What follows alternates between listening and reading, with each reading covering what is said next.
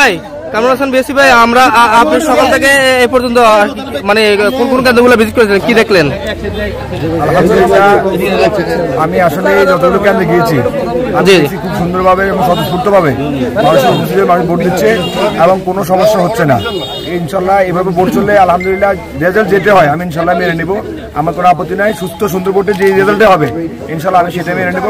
আমরা দেখলাম যে ভোট কেন্দ্রের মধ্যে ভোটার উপস্থিত নেই, আসলে তার কারণটাই আপনার কাছ থেকে জানতে চাচ্ছি। আসলে ভোটার উপস্থিতি আসতে পারবে, কারণ সবাই সকালবেলা কাজ কাম করবে, আর অনেক রোদ্র পড়তেছে তো মানুষ বাড়ির কাজ কাম সেরে মাঠে কাজ সেগুলো সেরে মানে আস্তে আস্তে আসবে। যেহেতু ভোটাররা উপস্থিত নেই সেক্ষেত্রে আপনার ভোটারের উদ্দেশ্য করে কি বলতে চান, কি বার্তা দিতে চান? আমি চাচ্ছি ভোট একটা মানুষের গণতান্ত্রিক অধিকার, একটা পবিত্র আমানত। তারা আসুক, তাদের ভোটের মাধ্যমে তারা নেতা নির্বাচিত করুক, কারণ ভোট দিতে আসলে মানুষের একটা আনন্দ।